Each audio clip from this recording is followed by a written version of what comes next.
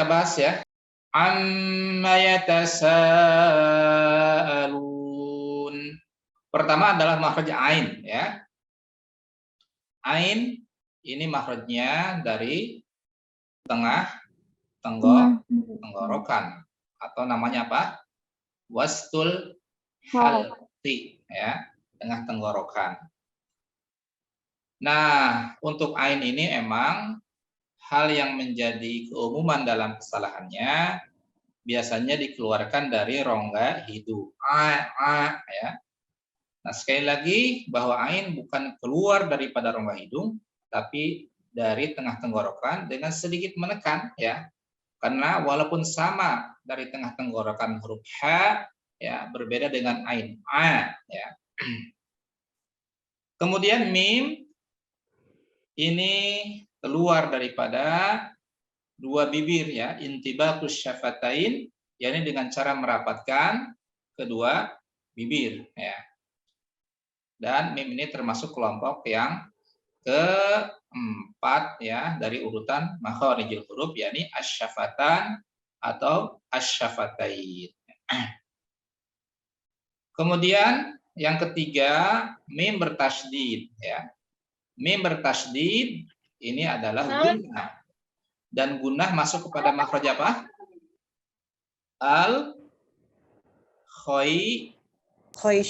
Al-khayshum yang merupakan urutan yang kelima. Jadi al-khayshum sendiri artinya adalah rongga hidung ya. Ada yang menyebutkan pangkal hidung juga. Kemudian yang keempat huruf ya.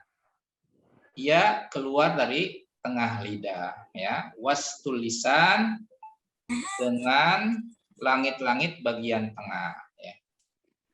Jadi diangkat sedikit dengan langit-langit bagian tengah atau ke langit-langit bagian tengah. Ya. Kemudian ta, huruf ta keluar dari ujung lidah yang menyentuh kepada pangkal gigi seri atas ya, ta.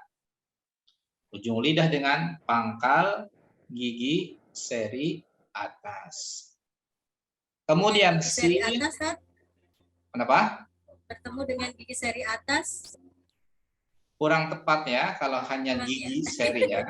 Karena di gigi seri itu ada pangkal, ada dinding, ada ujung ya. Nah, jadi harus tepat di mana. Kemudian sin ini juga sama dari ujung lidah ya, tetapi posisinya sin ini sejajar dengan atas gigi seri bawah ya, atau ujung gigi seri bawah. Nah, itu jawaban yang sesuai dengan teks matanya ya untuk sin. Ada juga boleh kalau misalkan ada yang jawab sin keluar dari ujung lidah di antara dua gigi seri ya, itu juga bisa. Yakni gigi seri atas dan gigi seri bawah. Jadi sekali lagi sin ujung lidah sejajar dengan atas gigi seri bawah atau ujung gigi seri bawah. Sin. Kemudian untuk mad daripada sa ya. Sa ini al-jauf ya, dengan cara membuka mulut sa, tapi jangan berlebihan. Nah, muhaqqaq atau muqaddar ini? Muqaddar, Ustaz. Muqaddar ya. Benar. Jadi berbeda dengan yang lainnya yang sudah tentu tempatnya, maka muqaddar disebut dengan yang tidak tentu. Sa. Kemudian hamzah dikeluarkan dari mana? Aqsal halq. Aqsal halqi, yakni pangkal tenggorokan ya. Kemudian lam. Lam dikeluarkan dari mana lam? Tulisan ya, ujung sisi lidah. Ujung sisi lidah. Nah, ujung sisi lidah. Nah, ini jangan sampai hanya ujung lidah saja ya. Jadi disebutkan ujung sisi lidah itu posisinya adalah lidah di bagian depan ya. Ujung sisi lidah. Menyentuh kemana ujung sisi lidah? yakni ke langit-langit depan banget ya, yang depan banget, yang dekat gusi. Sehingga dalam redaksi lain juga ada yang menyebutkan bahwa lam ini disentuhkannya dengan gusi ya. Jadi ada yang menyebutkan ya, menuliskan narasinya dengan gusi, tetapi tekstualnya adalah dengan langit-langit depan ya. Kemudian lu, makhrajnya apa lu? Bacaan panjang itu? Al-Jawf. Al-Jawf ya. Jadi sudah dibahas sebetulnya Disa tadi ya. Al-Jawf ya, dengan cara dhammus syafatain dhamman muhkaman, yakni dengan memonjongkan mulut kita karena dhammah diikuti oleh waw sukun atau waw sukun sebelumnya dhammah. Adapun yang terakhir huruf nun ya. Huruf nun keluar daripada ujung lidah menyentuh kepada apa? Langit-langit mulut setelah huruf lam. Ya, jadi langit-langit depan ya, sama langit-langit depan, tapi geser ya, mundur dikit di belakang lam. Ya. Nah, setiap kita insya Allah akan bisa secara refleks ya, ketika ditanya menjawab seperti itu, seiring dengan latihan-latihan tentunya ya. Kalau tanpa latihan tentu tidak akan cair ya, yang ada beku dan tidak bisa. Nah, sehingga nanti ya setiap kita ngezoom, mohon untuk dimurojaah ya, karena pertanyaan-pertanyaan ini akan terus kita gulirkan seiring dengan materi-materi yang tentu akan bertambah juga ya. Semakin materi bertambah, tentu materi-materi lama itu tidak boleh juga dilupakan ya. Jadi materi lama tetap ya, kita semakin kinclong ya, karena digosok terus materi baru kemudian kita dapatkan dan semakin fresh, kira-kira seperti itu. Baik, ada yang belum tilawah tadi ya, Kang Hafid silahkan dibaca dari ayat 1 sampai dengan ayat 6. A'udzu billahi minasyaitonir rajim. Bismillahirrahmanirrahim. Amma yatasaalun 'anin naba'il 'azim. Coba diulang. Ba'il bukan ba'il. 'Anin naba'il 'azim. Alladzi hum fihi mukhtalifun. Kalla saya'lamun. Summa kalla saya'lamun. Alam naj'alil arda mihada wal jibala autada wa khalaqnakum azwaja wa ja'alna naumakum subha. Ya. Nah, tadi kita sampai dengan ayat 6 atau 2 baris saja ya. 6 Ustaz. Ada yang belum tilawah, yang baru masuk? Sudah semua ya. Baik, kita masuk kepada teori daripada sifat ya, walaupun baru sampai kepada syiddah. Nah, setelah kita mengeluarkan bagaimana bacaan-bacaan kita dari makhrajnya, maka yang berikutnya adalah menerapkan daripada sifat-sifat huruf tersebut ya. Sebetulnya di isti'adah dulu ya, karena tulisannya belum saya siapkan. Kita dari basmalah dulu. Bismillahirrahmanirrahim ya. Untuk bismillahirrahmanirrahim, pertama adalah huruf ba ya. Diucapkan dengan merapatkan kedua bibir ya. Bis ya. Nah, di sini yang kemudian harus kita garis bawahi adalah ketika sin sukun ya, ketika sin sukun maka kita mengeluarkan makhrajnya, tadi sudah disebutkan ujung lidah di antara dua gigi seri ya. Dan suaranya nggak terputus. Berarti kita lanjutkan. Halo? Tahsin ataupun Mohon di mute dulu yang lainnya. Baik, kita lanjutkan. Maka ketika kita mengucapkan bismillah, di sana ada hamas ya, yakni mendesis. Kemudian juga ada rokhawah ya, ini yang dominan. Jadi rokhawah yakni mengalirnya suara. Kalau hamas tadi mendesis karena mengalirnya nafas ya. Maka untuk rokhawah ini mengalirnya suara bis ya. Kemudian nanti ada sifat sopir sebetulnya, dan ketiga sifat ini yang kemudian menjadi hal yang dominan pada huruf sin. Nah, rokhawah yang harus kemudian kita praktekkan itu adalah mengalirnya suara dengan tidak menjadikan sin sukun ini langsung masuk kepada huruf yang di depannya. Misalkan bismi, bismi. Nah, tapi harus ada rokhawah, harus ada mengalir. Bismillah, bismi, bismi. Jadi mengalirnya suara. Nah, dalam teori kan disebutkan bahwa rokhawah ini ya lebih lama durasinya daripada tawasud ya. Nah, sehingga jangan sampai kemudian dia dibaca dengan tergesa-gesa. Bismi, bismi, tapi bismi, bismi seperti itu.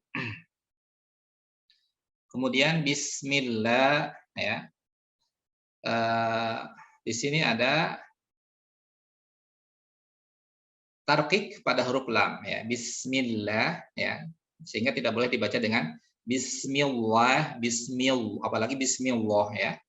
Jadi dibaca dengan tarqiq bismillah, dan ketikala terjadi di sana makhraj al jauf ya, dibuka rongga mulutnya tidak berlebihan ya, seperti orang tersenyum. Bismillah, bismillah ya, dibaca 2 harokat. Nah, pada mushaf Madinah tulisan daripada lafdzul jalalah fathahnya tidak berdiri ya, tetapi sama dia miring saja, tetapi tetap dibaca panjang. Nah, jadi bagi yang baru membaca mushaf Madinah biasanya karena terbiasa melihat di mushaf Indonesia tanda panjang pada lafadz Allah itu dengan berdiri, nah jangan sampai dibacanya pendek, bismillahi, tapi bismillah ya. Kemudian untuk hi ya, huruf H yang dikeluarkan daripada aqsal lisan, aqsal halaq ya, pangkal tenggorokan, maka dia mempunyai sifatul khafa, yakni sifat yang lemah. Sehingga kalau itu diturutkan, maka huruf H-nya tidak terdengar dengan jelas ya. Terdengarnya samar ya, misalkan bismillahi, bismillahi ya. Oleh karena itu, maka untuk kemudian menjadikan makhraj huruf H ya, dan sifatnya terutama sifat daripada rokhawah tadi yang mengalirnya suara, maka dibaca dengan perlahan dan kemudian dikuatkan. Bismillahirrahmanirrahim. Nah, jadi seperti itu. Bismillahirrahmanirrahim. Nah, kesalahan yang sering terjadi, seringkali dibaca dengan tergesa-gesa. Bismillahirrahmanirrahim, bismillahi. Nah, itu sehingga terdengarnya khofa atau samar. Itu yang harus kemudian kita pelankan ya, atau tidak terlalu cepat, dan kemudian betul-betul dikeluarkan dari pangkal tenggorokan, kemudian disertakan kepadanya sifat rokhawah mengalir. Bismillahirrahmanirrahim ya. Kemudian ketika bertemu dengan roh yang bertasydid ya, roh yang bertasydid tentu fungsi daripada tasydid itu adalah dia menekan ya, dan kemudian menahan sebentar ya. Dalam artian dia tidak dibaca bismillahirrahmanirrahim, tapi hirrah ya. Nah, getaran pada huruf ro sebagai bagian daripada sifat takrir itu getarannya berbeda dengan huruf R ya, dalam huruf R Indonesia. Sehingga tidak boleh dia dibacanya dengan terlalu kuat. Bismillahirrahmanirrahim. Ya. Jadi tidak seperti itu ya. Jadi getarannya disembunyikan. Bismillahirrahmanirrahim seperti itu. Hirrah. Tetap dia betul-betul ditekan, tetapi getarannya tidak dikuatkan sebagaimana ejaan huruf R yang double pada bahasa kita ya. Bismillahirrahmanirrahim. Nah, kemudian huruf H, wabil khusus ketika sukun akan lebih terasa. Di sana ada tentu makhrajnya dulu ya, yakni dikeluarkan dari tengah tenggorokan, kemudian disertakan hamas ya, dan rohawah yang dominan. Bismillahirrahmanirrahim. Nah, jadi diarirkan dulu. Hirrah. Jangan sampai Bismillahirrahmanirrahim, tapi rahma alirkan. Kemudian ujungnya baru ma ya. Rahma, ujung setelah mengalir itu baru ma. Rahma. Ya. Kemudian ma juga adalah al-jauf ya. Dengan merapatkan kedua bibir ketika ma, kemudian dilepas ma, nah maka al-jauf ya ini dengan membuka ya kedua bibir kita. Rahma, kemudian nirrahim. Nah, itu sama juga ya, penekanan daripada huruf ro-nya tidak terlalu bergetar banget ya. Sehingga tidak boleh nir, tapi nirro ya, nirro. Kemudian posisi ro-nya dibaca dengan tafkhim atau tebal ya, nirro. Kemudian him ya. Ini juga adalah al-jauf. Ya, dengan tetap menjaga daripada makhraj dan sifat huruf H, sehingga yang dominan di sana ada rohwah him, ya, him, kemudian hamas, mengalirnya nafas ya atau udara. Bismillahirrahmanirrahim. Diusahakan seperti itu ya, tidak tergesa-gesa, sebagaimana biasanya ketika kita berkumpul ya, ngaji, kemudian ada giliran ya. Giliran kita membaca Quran, Bismillahirrahmanirrahim.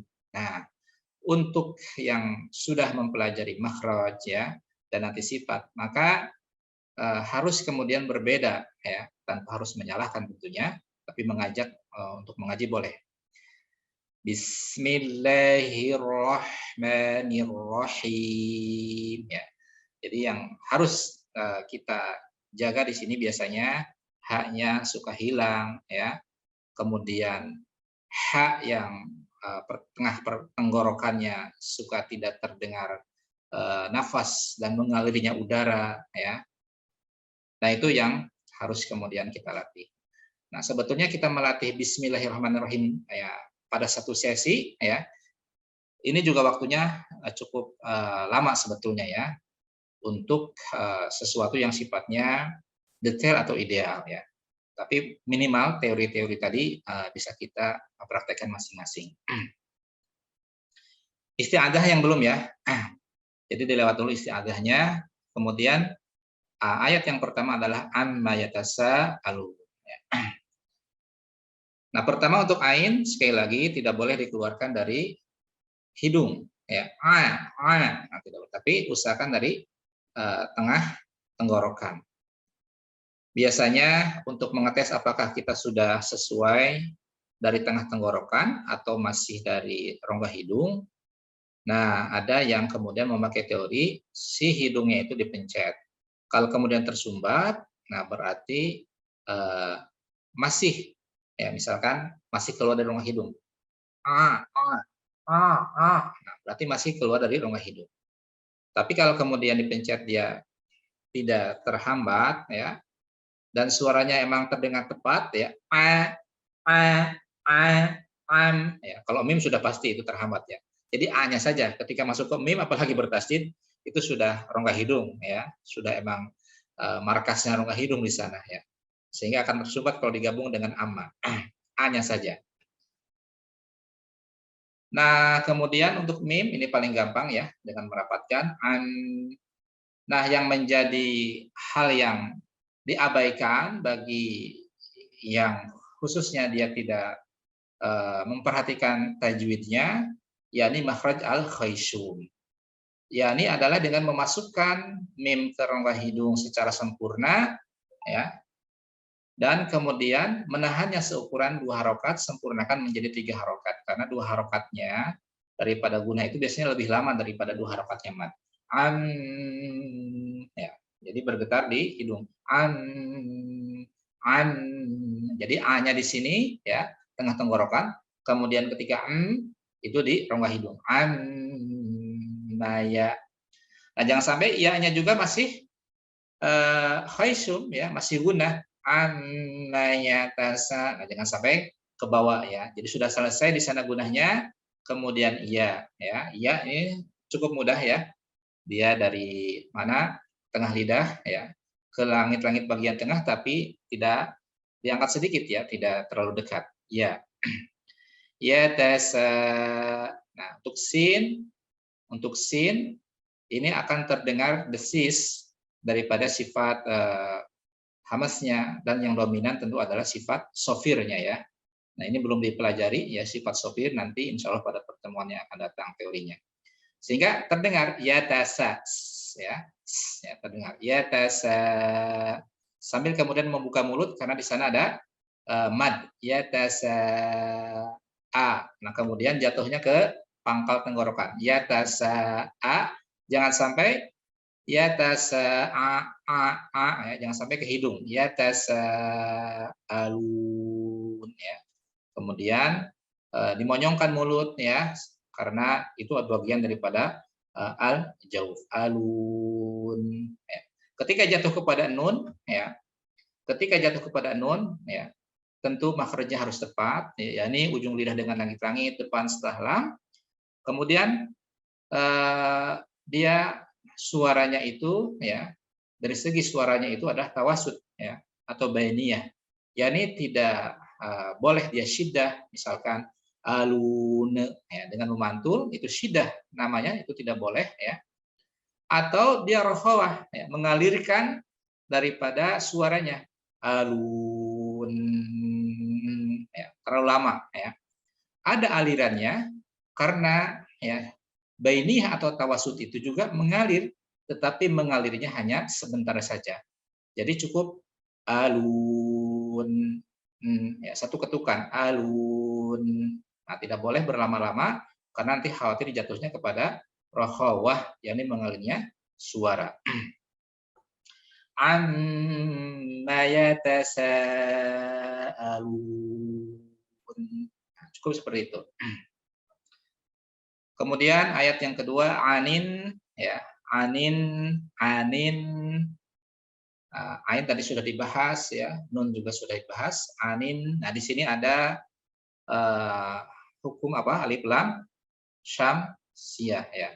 Jadi lamnya tidak dibaca, tidak anil tapi anin ya.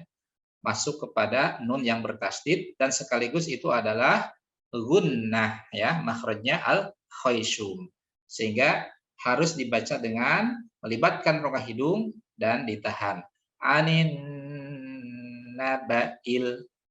Nah, bagi yang mencermati ya, penulisan daripada Mushaf Madinah, ini si hamzahnya itu dia posisinya ada di bawah alif. Jadi dalam versi Mushaf Madinah itu hamzah itu ada 5 jenis ya. Nah, ini salah satu jenisnya, yakni dia ada di bawah alif ya. Jadi ada yang di atas alif hamzahnya, ini ada yang di bawah. Nah, sebagian ada yang membaca dengan memanjangkan karena menyangkanya hamzahnya terpisah. Anin nabail. Nah, itu juga kurang tepat ya. Jadi itu adalah hamzah yang kasroh ya, nabai ya. Kemudian sama hati-hati untuk tidak menjadikan i ini masuk ke rongga hidung. Anin nabail, nah, itu salah. Tapi i yakni pangkal tenggorokan. Nabail ya. Kemudian jatuh kepada alif lam di sini ya. Di sini ada alif lam qamariyah ya, atau izhar qamari namanya. Kalau yang alif lam syamsiyah disebut dengan istilah lain apa? Idgham syamsi. Nah, ini anin nabail. Nah, karena disebut izhar lamnya ya, maaf, huruf qamariyahnya dibaca dengan jelas ya. Ini huruf ain di sini. Anin nabail azim. A ya, tidak a tapi a tengah tenggorokan. Kemudian ghim ya, huruf dha. Menyentuhkan ujung lidah dengan ujung gigi seri atas azim. Nah, tetapi yang dimaksud dengan ujung lidah sudah dibahas di bagian makharijul huruf, bukan bagian lancip lidahnya ya, tapi agak sedikit ya masuk ya, sehingga ketika mengucapkan huruf azim ya, orang menyebutkan keluar sedikit ya, keluar sedikit ya, sebetulnya bukan keluar sedikit ya, karena emang ujung lidah itu bukan di bagian lancip lidahnya ya. Nanti silahkan dibuka filenya lagi ya, gambarnya sudah ada di sana ya, posisi daripada lancip lidah, posisi daripada bagian ujung lidah. Nah, ketika baca azim ya, azim, nah itu adalah jahar ya, meskipun jahar ya, nanti ada keterangannya, bukan berarti betul-betul si anginnya itu tidak keluar ya. Jadi ada pendapat salah seorang ulama ya, tetap anginnya keluar ya, tidak serta-merta betul-betul tertutup atau betul-betul tertahan ketika mengucapkan azim ya. Kita cek aja azim, ada sedikit ya azim, walaupun itu adalah jahar. Jadi kan pengertian jahar itu tertahannya nafas ya atau udara. Kemudian hal yang dominan daripada huruf dha nanti ada sifat ya, walaupun kita belum share videonya, itu dari segi pangkal lidah dan dari segi lidah dengan langit-langit.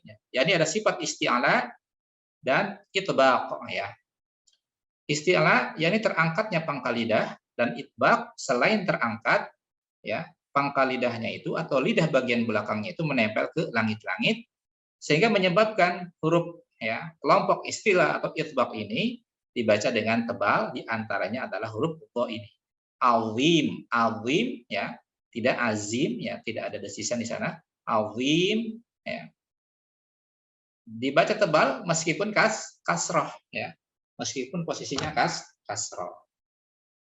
Nanti ada urutan tafkhim ya, ada urutan tafkhim, dan urutan yang terakhir adalah kasroh, tetapi tetap kasrohnya huruf-huruf isti'ala itu tetap dibaca dengan tafkhim atau dengan tebal. Kemudian seketika kita menebalkan huruf dha pada kata azim ya, seketika kita praktekkan daripada makhraj al-jauf ya, yakni dengan khafdhu faqih sufla, dengan menurunkan rahang ya, atau dengan nyengir katakanlah ya, apa istilah yang mudahnya seperti itu. Azim. Kemudian ditutup dengan huruf mim, yakni dengan merapatkan kedua bibir ya, atau lebih tepatnya ya, menyentuhkan kedua bibir ya, rapatnya tidak terlalu kuat, tidak boleh azim ya, itu maksudnya ya, tidak boleh terlalu rapat dengan menguatkan, jadi menyentuh azim ya. Dan kemudian jatuh kepada sifat yang dominan adalah tawasud ya, jadi suaranya mengalir tapi sedikit saja, azim. Di mana sifat-sifat tawasud atau sifat-sifat bainiyah ini sudah kita share, sudah kita bisa lihat ya di YouTube, yakni tidak terlalu kuat dan tidak juga terlampau lemah atau mengalir ketika huruf itu diucapkan dari sisi suaranya ya. Anin nabail azim ya. Kemudian di ayat yang ketiga ya, alladzi, nah ini di Mushaf Madinah walaupun tidak ada harokat fathahnya ya, tetapi untuk alif lam itu dibaca dengan harokat fathah seperti ini, alladzi ya. Lam tentu makhrajnya tadi ujung sisi lidah dengan langit-langit depan, alla, jadi jangan sampai ke tengah ya, ke tengah langit-langit. Alladzi, dan kemudian gal sama dengan huruf dha, yakni ujung lidah dengan ujung ujung gigi seri depan, tetapi perbedaannya dari sisi pangkal lidah ya. Kalau azim huruf dha tadi pangkal lidahnya naik karena dia termasuk huruf yang tebal, maka ketika dzal pada kalimat alladzi makhrajnya sama ya, ujung lidahnya menyentuhkan kepada ujung gigi seri atas, tetapi pangkal lidahnya tidak naik ya, tidak bergeming ya. Jadi biasa aja ya, cenderung menurun ya, karena istifal ya, atau terbuka infitah. Alladzi tidak boleh alladzi ya, tidak boleh alladzi ya. Kemudian diucapkannya dengan tidak menyertakan desisan karena bukan hamas ya. Wo dan zal ini masuknya kepada jahar sehingga cukup alladzi ya, alladzi. Dan ketika li ya itu ada al-jauf ya dengan cara apa? Yakni dengan cara nyengir ya atau rahangnya ke bawah. Alladzi. Kemudian hum. Nah, ini sekali lagi untuk ha ini rawan daripada dibaca samar kalau kemudian emang kita membacanya dengan tergesa-gesa. Misalkan alladzihum, alladzihum. Nah, maka sekali lagi untuk ha itu dia harus betul-betul diucapkan dengan tidak terlalu cepat ya atau perlahan. Alladzihum. Nah, jadi perlahan seperti itu. Hum sampai kemudian kita betul-betul memberikan hak makhrajnya dari pangkal tenggorokan dengan cara menguatkannya. Hum fi ya. Ketika hum fi di sini ada hukum mim sukun ya. Nah, bagi yang sudah belajar tentu paham.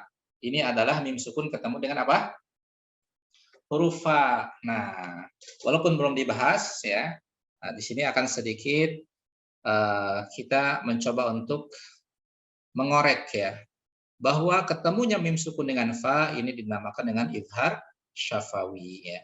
Penulisan idhar syafawi mimnya ditulis dengan sukun pada mushaf Madinah, tapi kalau pada ikhfa syafawi dan idgham mimi di mushaf Madinah mimnya sukun tapi tanda sukunnya tidak ditulis ya.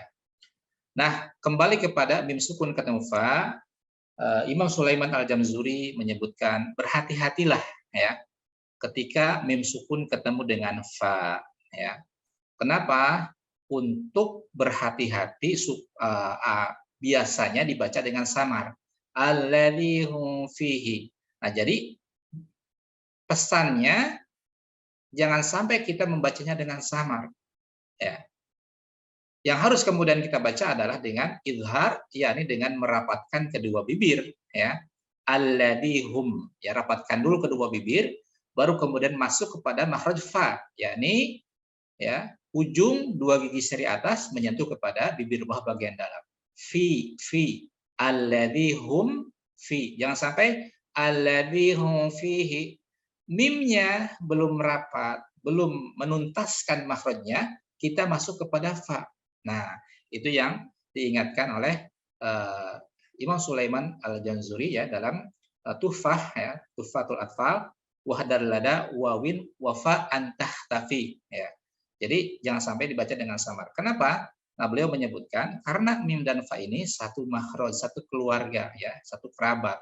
Karena satu kerabat biasanya ya dia abai ya untuk bagaimana menjadikan makhraj mim ya dibaca dengan merapatkan kedua bibir terlebih dahulu. Nah, itu insya Allah nanti bahasannya ada ya pada bab hukum mim sukun. Kemudian fa diucapkan dengan mengalirkan nafas ya, mengalirkan suara ya. Karena fa ini sifatnya adalah hamas dan rokhawah. Fi yang sampai pi ya.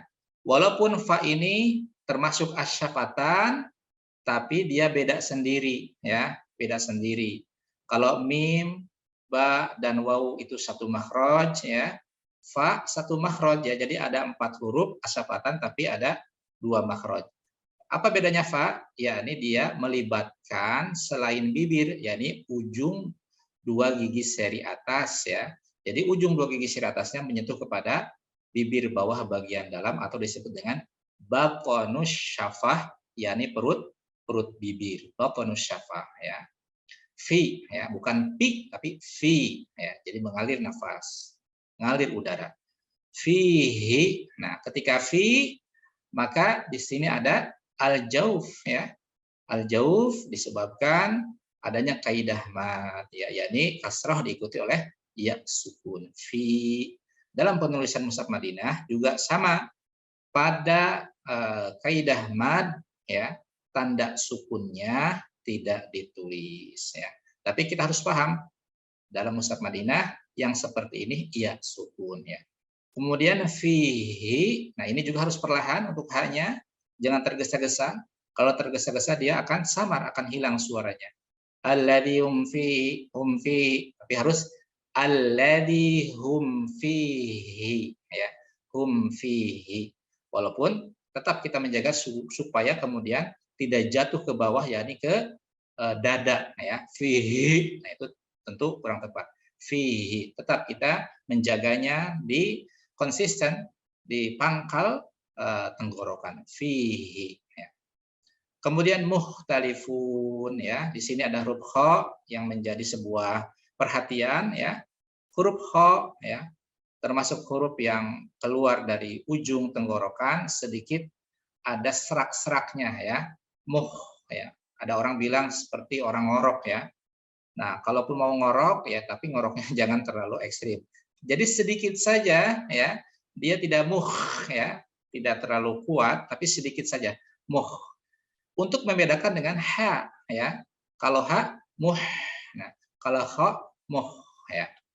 Kemudian tentu kita harus menunaikan daripada sifatnya, yakni hamas, mengalirnya nafas, dan rokhawah. Sekali lagi, ya, rokhawah itu paling banyak, ya, mengalirnya suara. Nah, mengalirnya suara ini sehingga tidak boleh dia langsung masuk kepada tak muhta, tapi harus mukhtalifun, ya. Walaupun tentu nanti menyesuaikan dengan ritme, dengan tempo, ya. Kalau temponya cepat, tetap ada alirannya, tapi cepat juga, ya. Alladzi hum fihi mukhtalifun, ya. Nah, untuk ta, walaupun dia hamas, ya, sekali lagi dia tidak takalub, tidak berlebihan, sehingga tidak boleh kemudian ketika berharokat muhta. Nah, tidak mesti seperti itu, tetap suaranya biasa aja muhta, ya. Muhta itu sudah ada mengalir nafas, walaupun emang berbeda ketika bentuknya sukun at, ya, at. Nah, sukun juga tidak terlampau berlebihan sehingga menjadi c, ach, ya. Itu yang tidak boleh. Alladzi hum fihi mengalir, mukhtalifun. Lam, ujung lidah dengan ujung sisi lidah dengan langit-langit depan, kemudian fun, ya. Fun ini al-jauf, ya, dengan cara memonyongkan, kemudian jatuh kepada nun, ya, ujung lidah dengan langit-langit setelah makhraj lam, dan dominan tawasud, ya, fun dari segi suara. Huruf nun dan mim diingatkan meskipun dia mempunyai makhraj yang khas, ya, nun ujung lidah, ya, mim dua bibir, tetapi mim dan nun ini, ya, sedari lahir, ya, dia sudah ditakdirkan mempunyai irisan dengan gunnah, ya, sehingga nanti kita belajar tentang marotibul gunnah atau tingkatan gunnah. Bahkan ketika mim sukun sekalipun, yaitu adalah gunnah, ya, karena emang itu menjadi bawaannya. Nah, inilah yang kita sementara dapat review, ya, dan masing-masing nanti bisa seperti itu, ya, untuk bagaimana mereview sebagaimana tadi yang telah saya contohkan dari sisi teorinya. Baik, sampai di sini ada yang ditanyakan?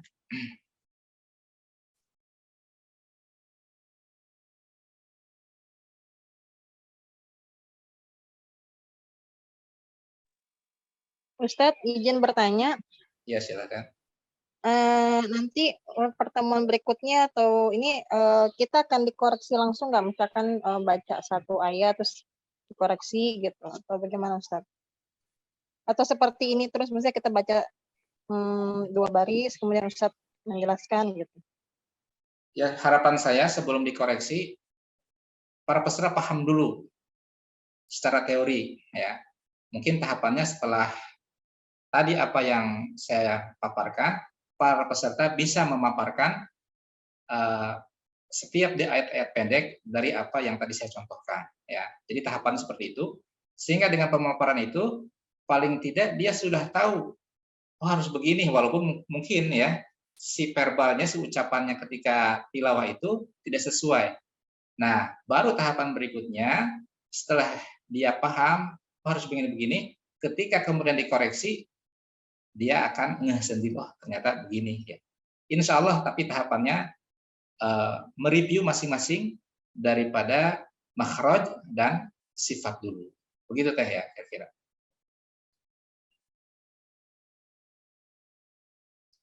Atau mau ada yang coba dulu? Ayat yang keempat silahkan. Makhraj dan sifat. Siapa yang siap? Huruf kaf, lam, alif, sin, ya, ain, lam, mim, waw, nun. Walaupun sifatnya baru sampai kepada segi suara. Teh Jui mau coba?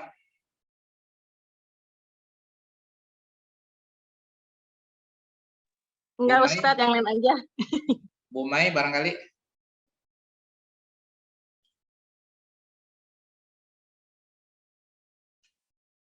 Yang lain dulu, Ustaz. Baik, pasti begitu semuanya. Baik, kalau begitu langsung saja ya, saya minta masing-masing untuk menjawab. Nanti akan saya sebutkan namanya.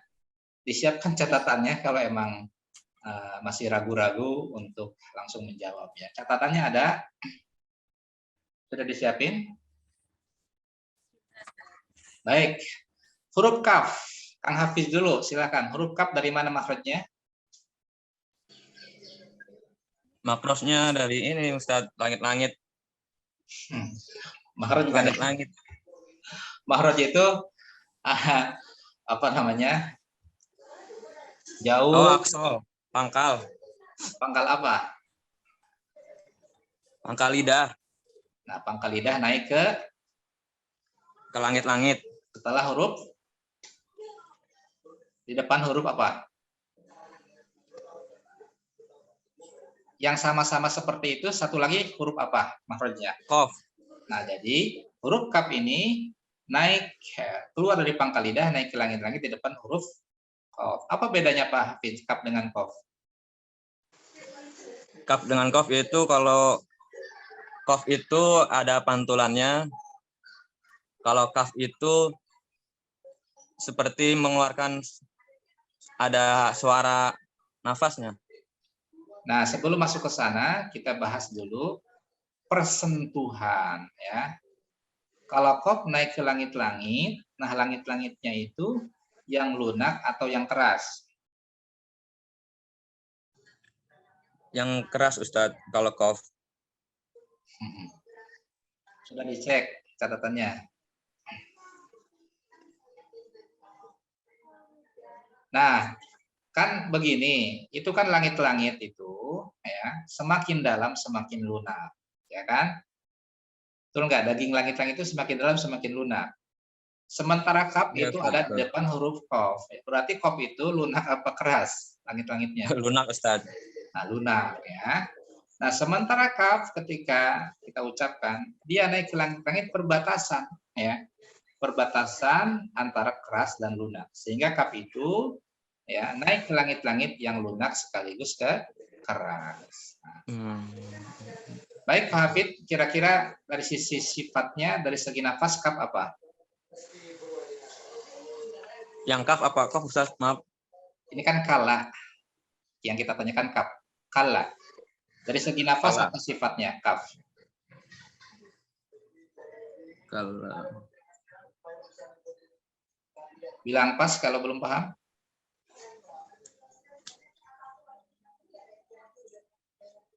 Hamas apa jahar? Hamas Ustadz, kaf ada suara hembusannya Ustadz. Huruf-huruf hamas sudah dihafal? Belum begitu hafal Ustadz. Nah, nanti harus dihafal ya. Yani hurufnya ada 10, disingkat menjadi fahassahu sahsun sakat ya. Yang lain juga sama. Karena ini kunci ya. Kunci daripada kita bisa mengetahui huruf-huruf lawannya, yakni huruf-huruf jahar. Ketika kita tidak hafal hamas ya, kita akan kehilangan akan kehilangan memori atau ingatan huruf-huruf jahar apa ya.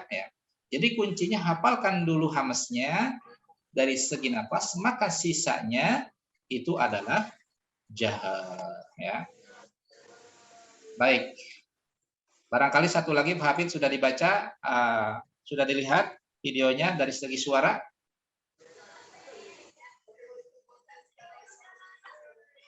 Nah, kalau kaf dari segi suara apa sifatnya? Syiddahkah, tawasudkah, atau rokhawahkah?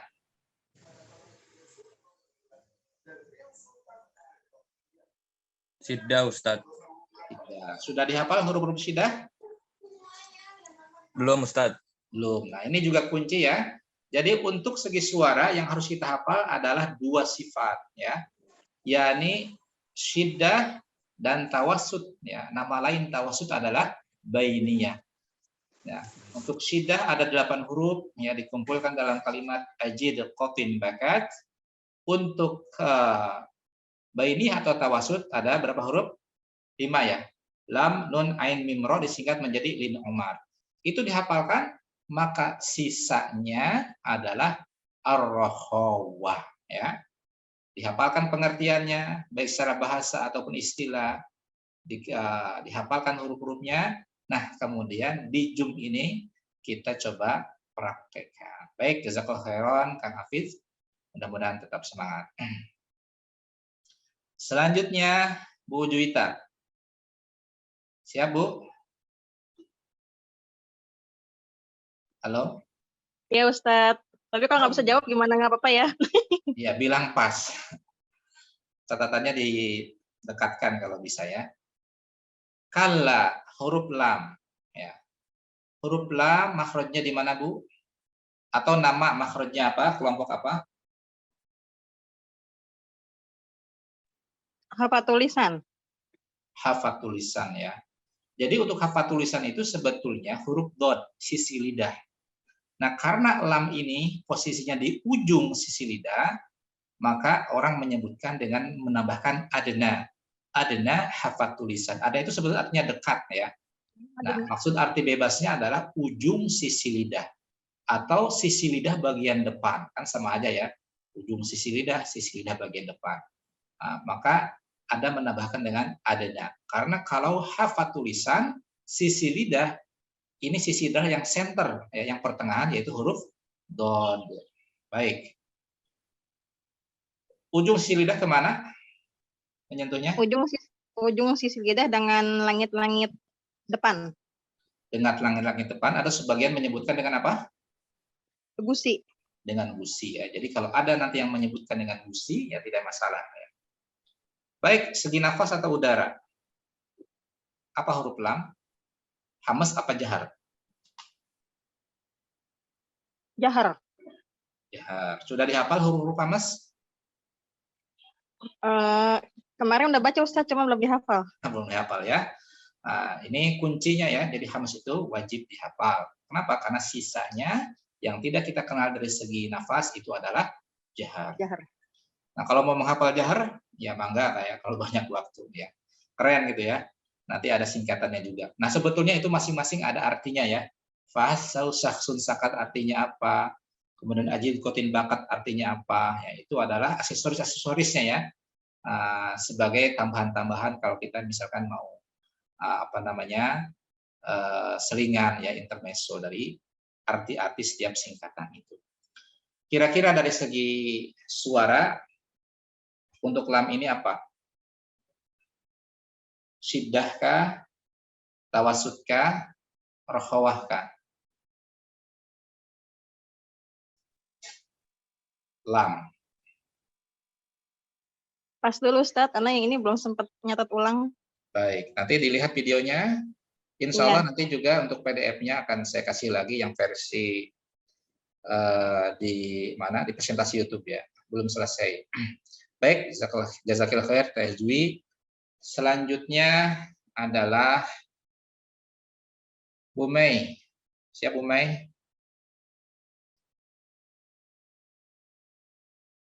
Ya, Tad. Ya. Jadi ibu-ibu dulu ya, ibu-ibu kalau bisa yang di bawahnya pasti bisa. Kala saya alamun. Ayat yang keempat Bu Mei, mau yang suruh apa? Ini penghargaan, bisa milih bebas. Sebelum saya sebutkan, kala saya alamun.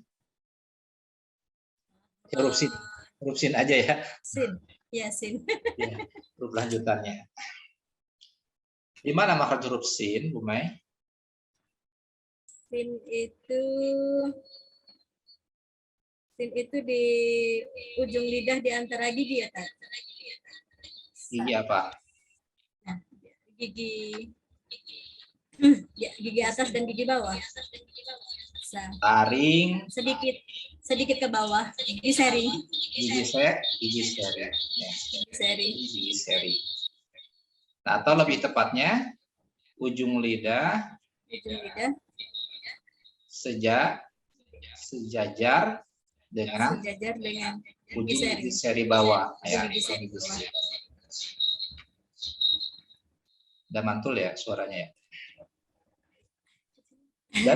Dari segi nafas untuk sin, Bu Mai, hamas apa jahar?